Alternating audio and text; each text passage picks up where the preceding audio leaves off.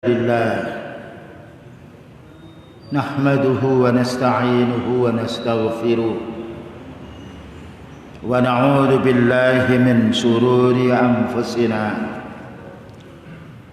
وسيئات أعمالنا من يهده الله فلا مضل له ومن يضلل فلا هادي له أشهد أن لا إله إلا الله وحده لا شريك له وأشهد أن محمدا عبده ورسوله اللهم صل وسلم على نبينا محمد وعلى آله وصحبه أجمعين أما بعد.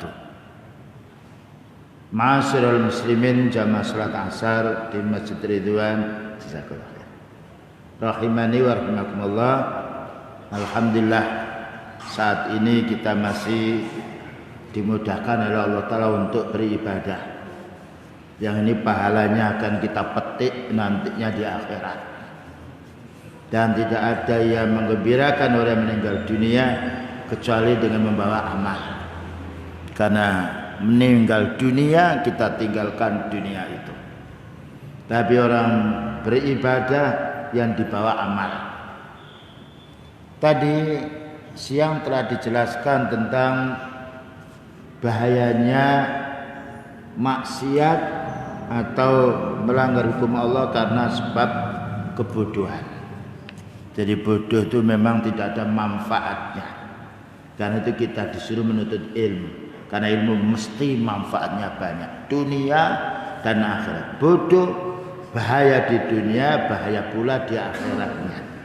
Dan Allah Ta'ala menjadikan orang lahir itu semuanya bodoh, tidak tahu apa-apa, namun menjadi berilmu dengan belajar. Ternyata ketika kita diperintah oleh Allah Ta'ala untuk menuntut ilmu, dimudahkan oleh Allah Ta'ala, ya.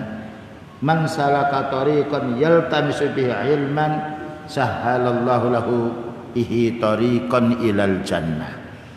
Siapa yang melangkahkan kakinya untuk menuntut ilmu, maka Allah Ta'ala mudahkan dia jalan menuju ke surga. Jadi jalan menuju ke surga bukanlah kekayaan dan bukanlah dunia, tetapi jalan menuju surga adalah ilmu dan amal soleh. Yang menjadi sebab orang itu jatuh kepada perbuatan dosa yang nomor 2, al-hawa, mengikuti keinginan.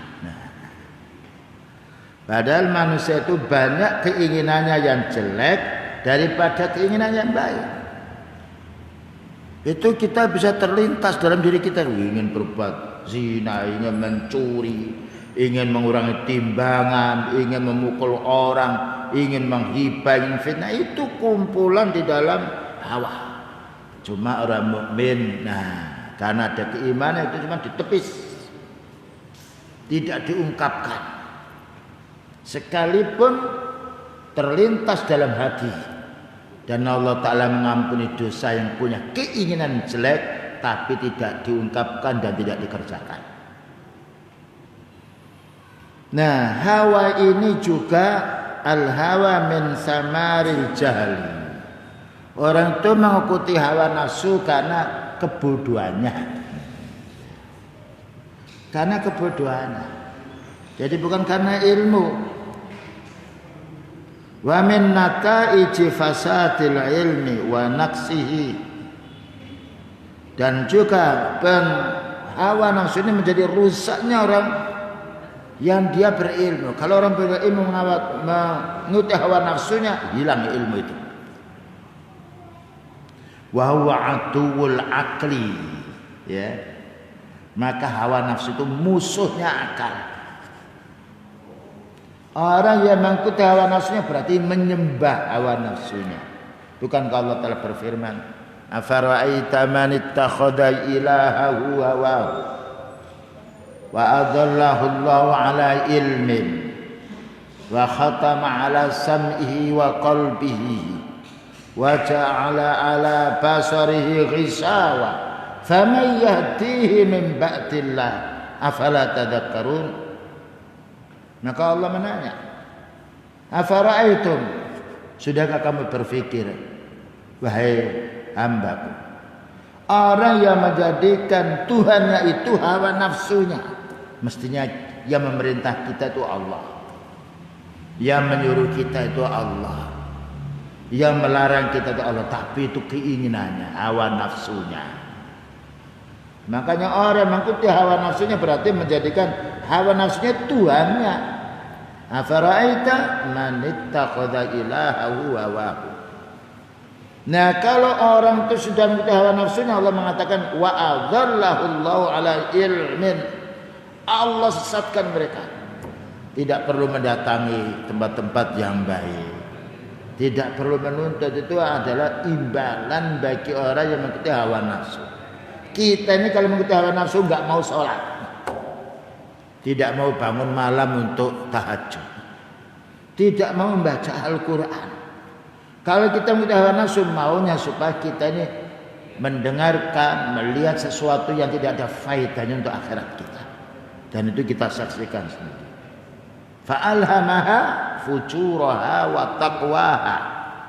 Allah masukkan dalam hati kita ada keinginan jelek, fujur, dan keinginan baik, wa taqwaha. Namun Allah menjelaskan qad aflaha man zakkaha. Beruntung orang yang membersihkan keinginannya jelek. Dibersihkan dengan apa? Dengan ilmu. Makanya kita ini setelah menuntut ilmu lain dengan orang awam.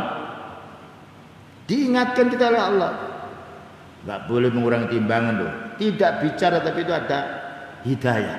Malaikatnya jangan mengurangi timbangan. Bagaimana orang punya ilmu mau korupsi, mau mencuri barangnya orang, ya mengambil yang itu bukan hak miliknya, tidak bisa. Karena ilmu itu sendiri yang menyinari hatinya. Ya.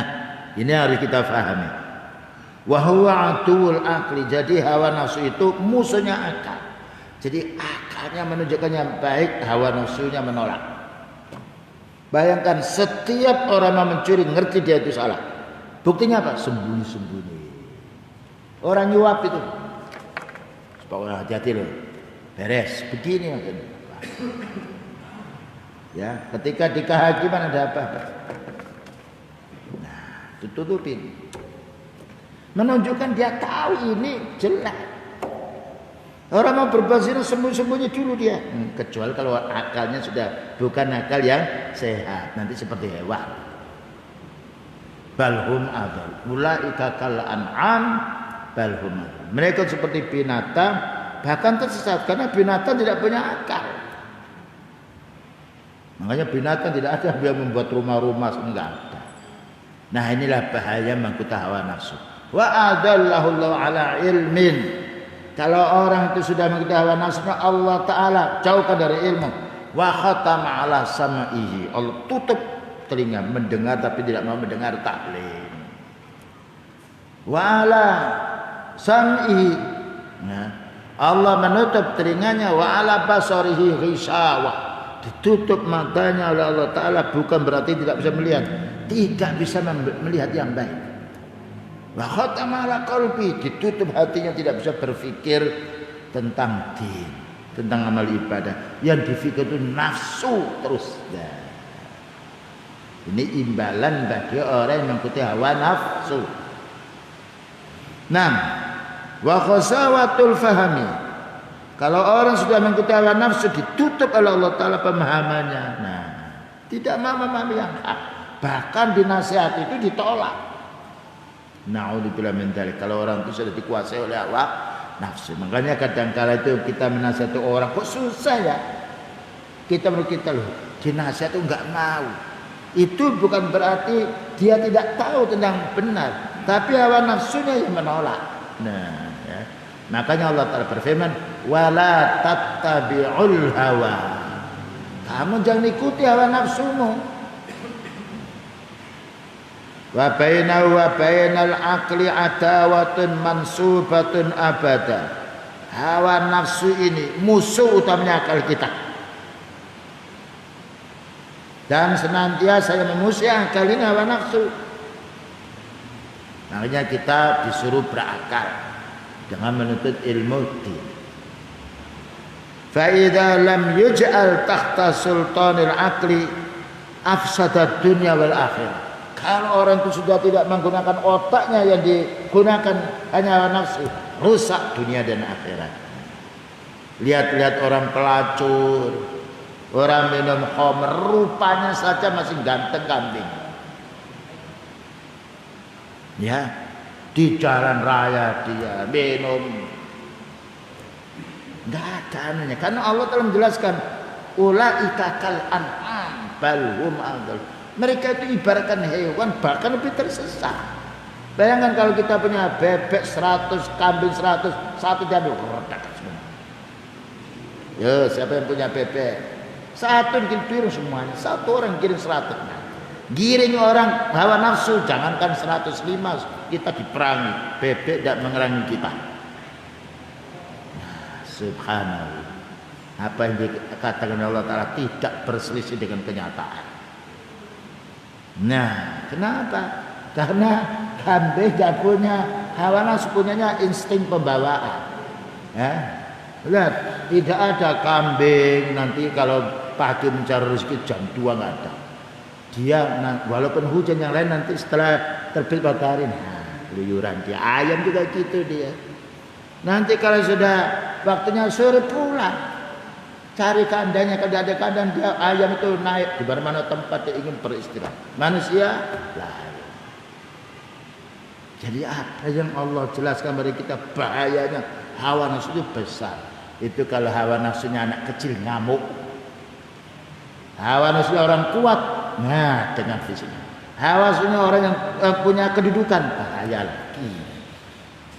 Ini harus kita pahami. Ya. Inilah yang perlu kita pahami. Kita punya hawa nafsu, bagaimana kita tepis dengan ilmu. Antum duduk di masjid 1 jam, selamat dari hawa nafsu. Baca Al-Quran 7 menit, selamat dari hawa nafsu. Sholat setengah jam, selamat dari hawa nafsu. Tapi kalau orang sudah tidak beribadah, setan masuk, bisiki. Nah, selanjutnya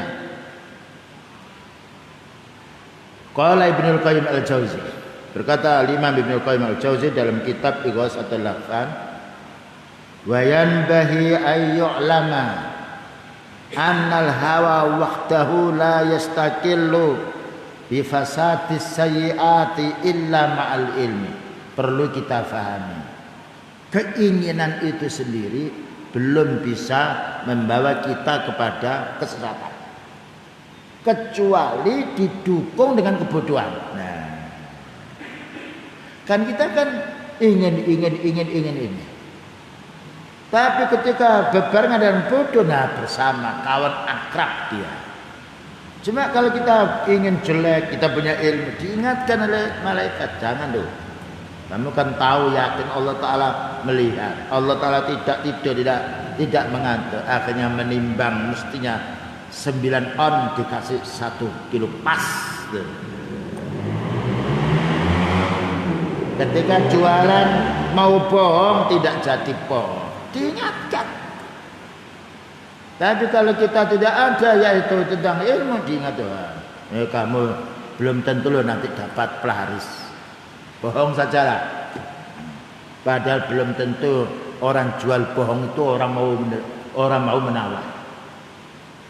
Nah, ini cara mereka untuk bagaimana menyesatkan umat. Jadi hawa nafsu dengan bodoh ini bahaya. Wa illa fasahibul hawa law jazama bi anna irtikaba hawahu yadurruhu. Jika tidak ketahui hawa nafsu ini, jika dia tahu melakukan perkara dosa itu akan memudaratkan dirinya, lan sarafat nafsuhu an ta'atin lahu. Tentu dia tinggalkan perbuatan dosa itu, ingin dia taat. Nah, karena dia tahu ilmu. Tapi kalau tidak tahu ilmu, jatuh kepada kesesatan. Jadi kita ini punya keinginan sebetulnya tidak mengapa. Ya, wong kita kalau tidak punya keinginan tidak bisa sholat. Jadi hawa keinginan itu sendiri tidaklah membahayakan kalau ditunjang dengan kebodohan. Setannya masuk dia. Ya, kita ingin sholat. bukankah keinginan hawa? Nama yang tercela di sini hawa yang diikuti dengan kita tidak tahu din. Makanya di dunia ini hancurnya umat karena apa? Manusia supaya tidak tahu Islam. Kalau manusia sudah tidak tahu Islam, korupsi terserah, mencuri terserah, berzina terserah, minum khamr terserah. Nah, karena apa? Sudah dikuasai oleh kebodohan dan juga nafsu. Ya. Tapi kalau orang itu punya keinginan, dia punya ilmu, nah keinginan jahat itu akan ditabiri, dipendul. Kamu kan ngerti bahwa Allah Ta'ala akan menghisab dirimu. Kamu tidak boleh berbuat zalim. Ingat doanya orang yang dizalimi dikabulkan Allah Ta'ala. Doanya enggak jadi berbuat zalim. Subhanallah. Kenikmatan ilmu yang tidak bisa dihitung dengan duit kita. Nah, fa inna Allah Ta'ala ja'ala fi nafsi khubban lima yanfa'uha. Karena Allah Ta'ala menjadikan jiwa kita itu senang sesuatu yang bermanfaat. Makanya kita tidak minum racun, tidak makan yang najis. Bukankah itu keinginan? Tapi kita ingin makan yang enak, ya, makan yang bisa sifatnya membawa kepada kesehatan badan kita. Tidak semuanya makan dimakan. Tapi kalau orang tidak mengerti yang haram, nah, tapi dimakan karena jahilnya, ular dimakan karena jahilnya. Karena apa? Menurut mereka yang penting rasa. Zina dilakukan karena apa? Jahilnya. Karena apa? Mengumbar nafsu. Padahal mereka tidak berpikir madaratnya berbuat zina. Tidak berpikir madaratnya makan riba. Tidak berpikir madaratnya mencuri. Dia hanya mendapatkan nikmat sebentar. Ya, bayangkan makan enak itu di lidah. Tapi tidak tahu dimakan nanti bagaimana, darahnya mau apa tidak. Kadang-kala ujiannya orang kena diabetes, senang apa? Nah, manis-manis. Ujiannya orang pilek, flu, senang apa? Es. Padahal kalau diminum hanya sebentar, sakitnya umbelnya tuh terus. Itu makanan itu. Bukan berarti kita tidak boleh makan. Kulu. Nah, min thayyibat, makanlah yang baik-baik. Terkadang badan kita dikasih ikan ini, wah gatal semua. Ya jangan ada pilihan yang lain. Itu badan. Bagaimana dengan hati kita? Yakni mesinnya anggota badan kita. Sembarang orang bicara diterima bahaya. Ya. Jadi kalau orang itu makan, ya itu ada pengaruhnya dengan jasad. Makanya orang tahu makan sehat, nah, dia batasi makan itu ya. Enggak sembarang larut masuk ke perut saja. Memilih. Ya. Lihat kalau seorang dokter dia, wah ini dipilih karena dia ahli tentang makanan. Nah orang punya ilmu, ahli ilmu. Bukan hanya sekedar rasa yang dipilih, tetapi ini halal apa haram. Seandainya orang melakukan kemaksiatan itu tidak ada nikmatnya, tidak ada orang yang ingin berbuat maksiat. Tapi kemaksiatan itu ada nikmatnya, cuma sebentar. Orang berbuat zina nikmatnya berapa?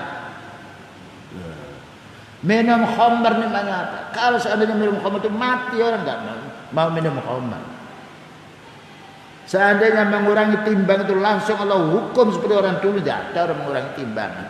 Tapi ternyata mereka berpikir ini kalau 1 on kali 1 ton sudah berapa lah. Pikirnya kan begitu kan. Ini kan nikmat. Dia tidak berpikir bahayanya orang yang mengambil harta dengan jalan yang haram. Terkadang dihukum oleh Allah Ta'ala di dunianya. Lihat tidak ada orang-orang yang kufar yang melanggar hukum Allah Ta'ala dibiarkan oleh Allah Ta'ala di dunia. Qarun, Fir'aun, kaumnya Nabi Nuh dihancurkan karena mengikuti hawa nafsu.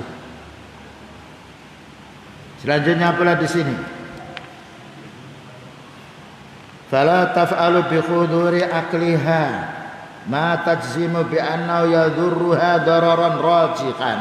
Jangan sampai ketika kita ini punya keinginan yang jelek, lalu diingatkan oleh Allah Ta'ala lalu kita langgar, itu berarti membunuh dirinya, menjadikan rusak dirinya. Dan kalau sudah rusak itu susah, ya susah perbaikannya.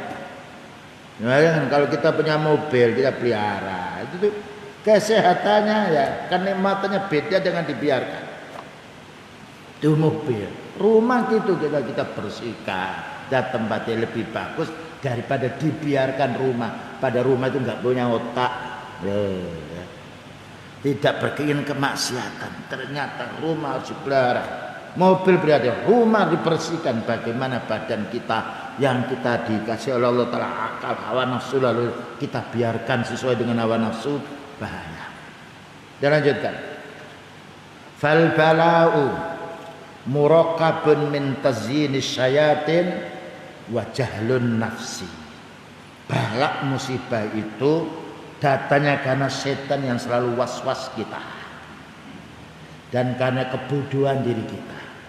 Bayangkan kalau orang itu ingin mencari yang barang yang haram kan mesti dia ada was. Ini kalau kamu bisa ngambil sekian ya tuh sekian kilo berapa.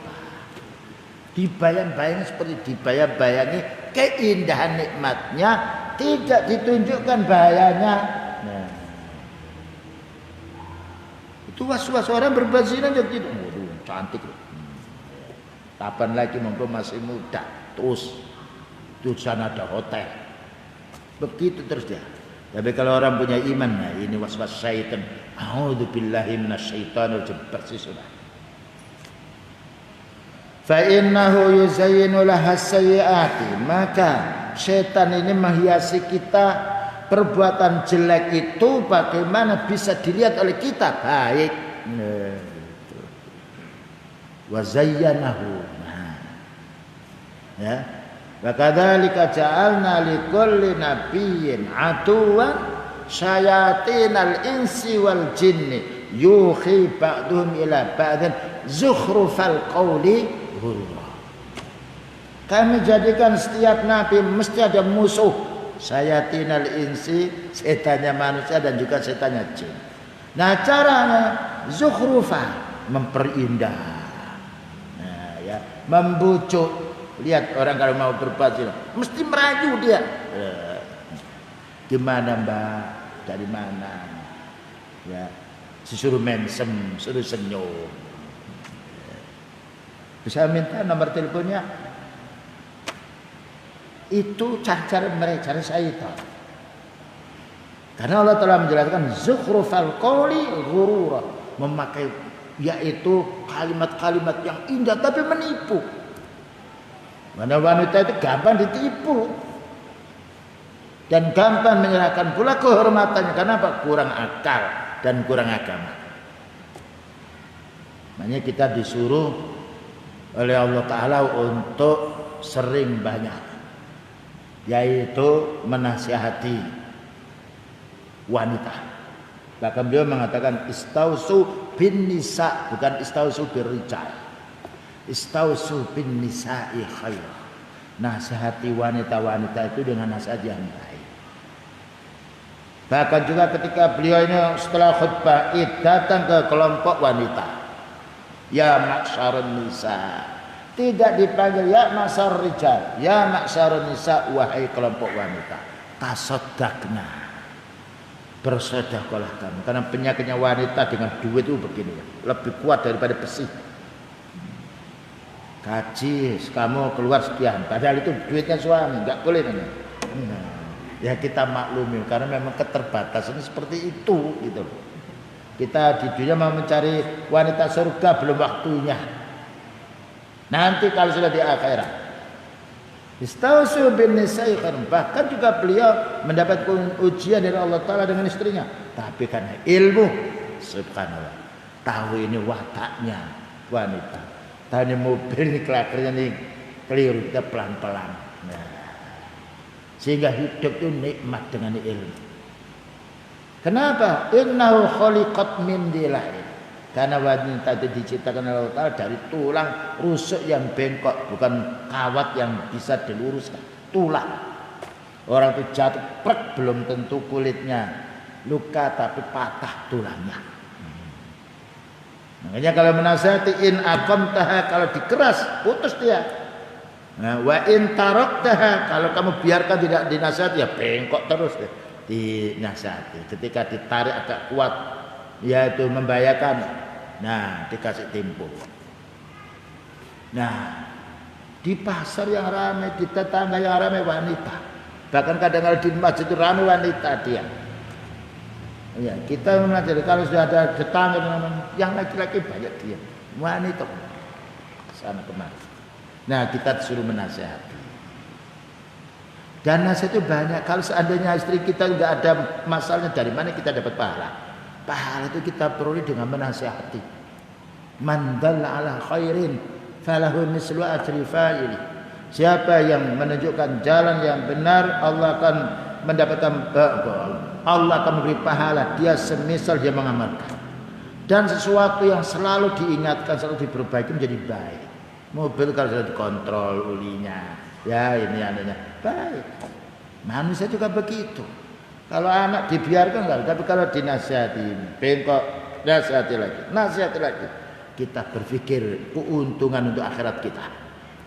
Dan sering dinasihati menjadi baik. Maka penyembahan nafsu itu seandainya dia mau dinasihati menjadi baik pula dia. Selanjutnya,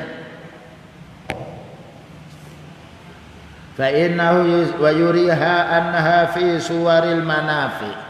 Jadi iblis itu menggoda kita untuk melakukan kemaksiatan itu bukan diingatkan bahayanya, tidak. Kalau kita diingatkan bahayanya oleh iblis tidak jadi maksiat, tetap diingatkan manfaatnya. Ini mumpung tidak ada orang, ya. Mumpung ada orang bisa dinego, nah, gitu dia. Ya, waladzati, lihat bagaimana caranya iblis menggoda Nabi Adam dan Hawa. Terjebaknya Nabi Adam karena apa? Istrinya. Nah, dipujuk oleh iblis.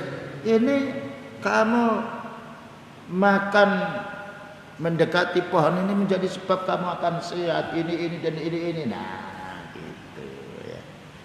Nah, akhirnya karena kebujuk oleh iblis menjadi telanjang. Duh, ini menunjukkan bahayanya iblis. Yang harus kita fahami, innahu lakum atuwwum mubin. Itu adalah musuhmu yang nyata. Kama zayyana li abawaihi al-akala minas syajar. Sebagaimana iblis setan ini menghiasi, membujuk dua orang tua kita Nabi Adam dan Hawa, al-akala minas syajarati, makan pohon-pohon yang yaitu surga itu, fa'aghfalahuma, maka iblis melupakannya, an mutala'ati madharratil maksiati, iblis melupakan madharatnya maksiat. Fatazyinu huwa sababu isaril khairi wasyarri, menghias sesuatu, ya, membicarakan sesuatu kadang kalau menjadi sebab mendapatkan kita kebaikan dan kadang kala menjadi sebab mendapatkan kita ini keburukan. Dilihat dulu siapa yang menasihati kita. Dan rata-rata orang itu mengajak kemaksiatan dengan bahasa yang halus, sedangkan kita dakwah memakai bahasa apa adanya. Wa qul lahum qawlan baliyan, sampaikan dengan kata-kata yang menusuk perasaan hati. Tapi iblis lain dengan ya sumbu rayu. Wa qad ja'ala Allah subhanahu wa ta'ala lil hasanati wat ta'ati asaran mahbubatan ladzatan thayyibatan ladzatuha fawqa ladzatil maksiyah bi ad'afin mudha'afatin la nasabalaha ilaiha. Allah menjadikan amal saleh, ya, itu lezatnya kekal. Bayangkan nikmatnya kita menikahi wanita walaupun banyak ya gangguan. Kadangkala ucapan wanita itu menyakitkan hati. Tapi masih ada manfaat-manfaatnya yang lain. Yang jarang kita ingat. Karena manusia banyak lupanya. Ya, walaupun kita disakitkan istri, tetap kenikmatan ada. Bayangkan kalau istri kita enggak ada, bingung kita. Cuma kalau ada jadi musuh. Dari jauh kangen. Nah, ya. Jauh diundang kok datang lain. Itu ujian. Tapi kalau kita pahami itu ujian dari Allah, nikmat kita ini memang. Kita kadang ini loh. Kamu itu dijadikan oleh Allah Ta'ala bengkok. Mau diluruskan apa enggak?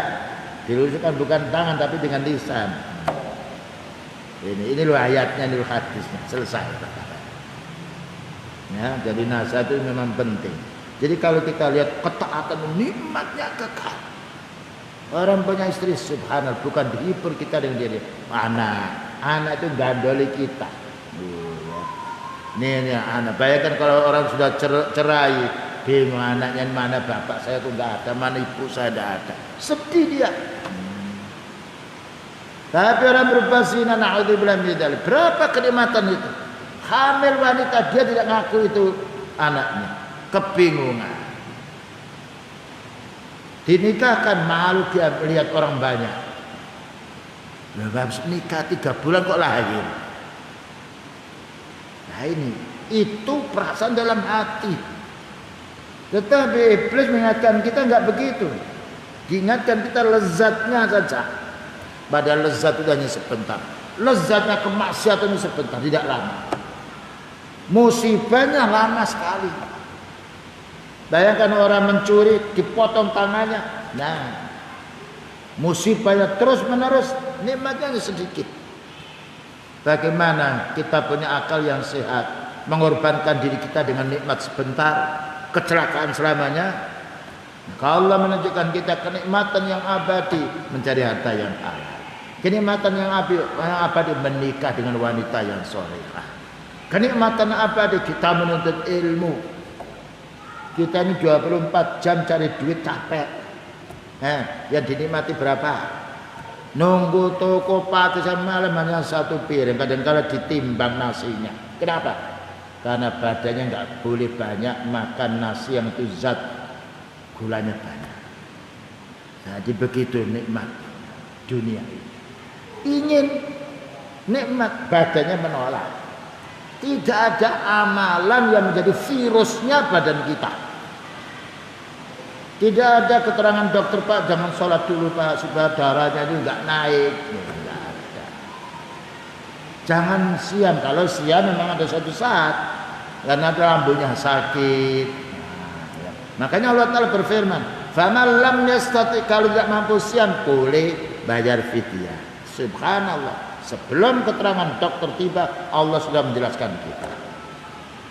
Ya, kita disuruh zakat kalau mampu. Tidak mampu boleh menerima zakat. Beda dengan peraturan orang yang dianggap sama. Allah mengampuni kita kalau kita lupa. Allah mengampuni kita kalau kita tidak tahu. Peraturan manusia tidak ada maaf. Padahal dia sendiri kalau digitukan juga tidak maaf. Nah, ternyata kita kembali kepada dinul Islam dan nikmat. Selanjutnya pula, wa qad ja'ala Allah Ta'ala wa yughfiluha an mutala'atiha limadarratiha.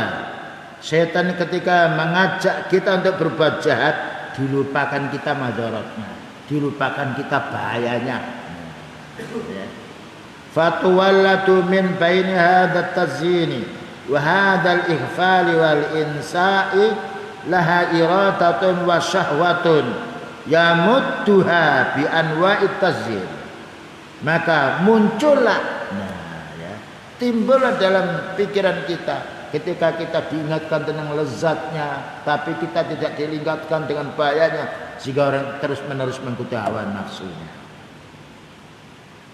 Wa qad ja'ala Allah subhanahu wa ta'ala lil hasanati wat ta'ati asaran mahbubatan ladzatan thayyiban. Allah menjadikan amal kita yang baik, pekerjaan kita yang baik itu membuat sejuknya hati. Bayangkan kalau kita jual beli ya. yang halal itu tidak resah. Tapi kalau jual beli sabur, ya, narkoba yang lain itu dia sembunyi-sembunyi. Itu kan menunjukkan hati kita, itu fitrah kita ngerti ini barang yang haram. Tapi kenapa masih dilaksanakan? Hawa nafsunya yang menang. Tapi kalau kita jual beli yang halal, lapak dadang kita. Bayangkan orang ketika naudzubillah min dzalik menzina orang, dia mesti gelisah. Akan dicari di mana orang. Tapi kalau orang menikah, subhanallah, dia istrinya hamil senang. Suaminya dia tahu istrinya hamil senang. Punya anak gembira. Orang berbuat zina hamil, dia lahir susah. Mana bapaknya enggak ada. Nah itulah fitrah kita. Cuma orang ketika melakukan maksiat dilupakan bahaya-bahaya ini. Yang diingatkan hanya kenikmatan yang sebentar. Wa ja'ala lis-sayyi'ati wal ma'asi alaman wa asarun makruhatan wa hazarat wa hazazatin turbi ala ladzati tanawuliha bi adafin mudha'afah. Dan Allah menjadikan perbuatan keji, kemaksiatan itu membuat sakitnya hati, membuat gelisahnya. Ya, tidak usah kita jauh-jauh. Memang ada orang punya hutang nggak dibayar, padahal dia mampu bayar. Ketika datang orangnya menagih, mesti gelisah dia, mesti bohong. Iya, saya belum punya duit, padahal duitnya banyak. Tapi kalau orang punya ilmu, alhamdulillah saya punya duit, tidak ditagih sudah dibayar. Karena kalau orang sudah bisa membayar hutangnya, lapang dadanya, tidak punya tanggungan. Kita mati, anak kita tidak menanggung beban. Mestinya kita meninggal dunia bagaimana anak kita dapat warisan dari kita, tetapi numpuk hutangnya orang tua. Dan hutang kalau tidak dibayar di alam kubur panas terus badannya orang hutang itu. Tapi orang mukmin lain, hati-hati. Lebih baik hidup sederhana daripada hutang. Beda dengan orang maksiat, merasa senang dengan hutang, nggak dibayar ya, pergi ke sana kemari, dicari padahal mereka itu dalam keadaan kesedihan. Ternyata kemaksiatan ini menjadi sebab gelisahnya hati. Dan kalau sudah gelisah hati, bohong mulu.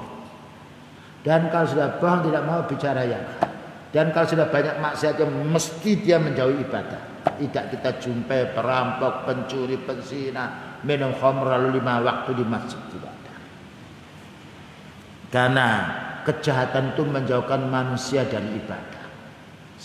Sebaliknya orang beramal soleh, maka Allah Ta'ala menjauhkan mereka dari kemaksiatan.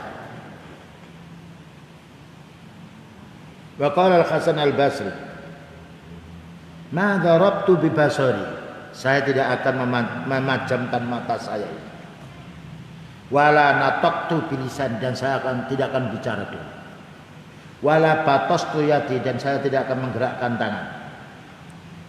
Wala nahattu ala qadami, dan saya tidak akan bangkitkan kaki ini, tidak akan berdiri. Hatta andura, sehingga saya melihat dulu. Ini orang punya ilmu. Jadi orang punya ilmu sebelum pergi itu dia berpikir dulu. Menurut Allah Ta'ala, bolehkah saya ini pergi? Berpikir manfaatnya apa nanti? Madaratnya apa? Kalau banyak madaratnya tidak pergi. Jadi ulama sunnah itu dia ketika mau melihat berpikir dulu, saya ini mau melihat apa? Ketika mau mendengarkan berpikir dulu, saya ini mau mendengarkan apa? Ketika dia mau bicara, saya ini mau bicara apa? Ya, kalau bicara banyak manfaatnya bicara. Kalau tidak, saya itu mau mengulurkan tanganku ini mau berbuat apa? Dipikir dulu manfaat dan madaratnya. Saya itu mau berjalan, kemana saya berjalan?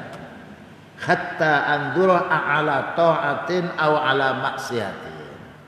Saya ini melihat yang diridhai oleh Allah Ta'ala, ataukah melihat yang diharamkan oleh Allah. Saya ini mendengar yang diridhai oleh Allah Ta'ala, apakah mendengar yang dimurkai oleh Allah. Saya ini bicara diridhai oleh Allah Ta'ala apa tidak. Ini prinsipnya orang-orang punya ilmu. Fa in kana ta'atan, jika yang dilihat itu kebaikan, jika yang diulurkan tangan itu kebaikan, jika didengar itu kebaikan, taqaddamtu, baru aku melangkah. Fa in kanat maksiatan ta'akhartu, kalau itu kemaksiatan aku tangguhkan. Nah, ya, makanya kita tidak menjumpai di permukaan dunia ini kejahatan itu dipelopori ahli hadis, tidak ada. Tidak ada terungkap di dalam apa itu internet, ahli hadis mencuri, ahli hadis korupsi, enggak ada. Karena mereka dilindungi oleh Allah Ta'ala. Ilmu itu yang menyinari hatinya. Ketika hawa nafsu ingin berbuat jahat, dibendung. Nah, itulah yang dapat disampaikan. InsyaAllah akan kita lanjutkan nanti setelah salat maghrib, ya. Kelanjutan bahwasanya penyebab dosa ini ternyata karena sebabnya dosa, karena sebabnya bodoh. Terus juga mengikuti hawa nafsu. Wassallallahu alaihi Muhammadin wa ala alihi wasallam. Subhanakallahumma bihamdika asyhadu an la ilaha illa anta astaghfiruka wa atubu ilaik. Walhamdulillahirabbil alamin. Wassalamualaikum warahmatullahi wabarakatuh.